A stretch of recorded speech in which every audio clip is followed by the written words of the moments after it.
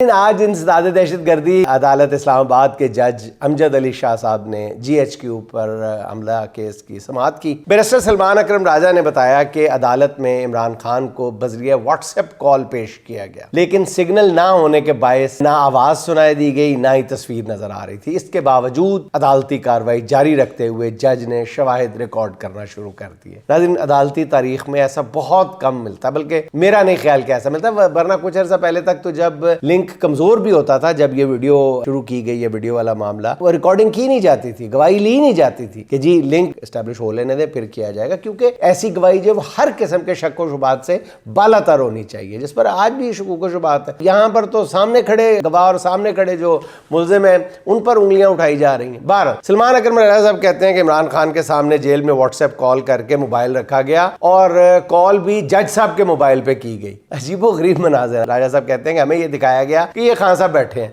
अब देख लो दूरों खान साहब बैठे, हमने खान साहब से मुखातिब होने की कोशिश की, खान साहब तक आवाज़ ही नहीं जा रही थी, और जो खान साहब कह रहे थे उनकी आवाज़ हम तक नहीं पहुंच रही थी। तो सरकार यही तो चाहती है, हुकूमत यही तो चाहती है, और सरकार क्या चाहती है, और अदालत भी शायद यही चाहती है कि इमरान खान की आवाज़ आप तक ना पहुंचे, आपकी आवाज़ खान साहब तक ना पहुंचे। तो आइडियल सिचुएशन है उनके लिए।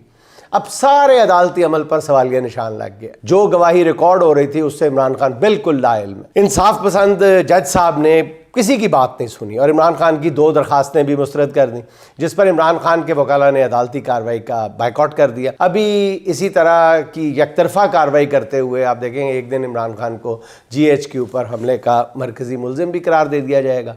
याद रहे, दोबारा याद दिला दूं कि 9 मई को इमरान खान गिरफ्तार थे।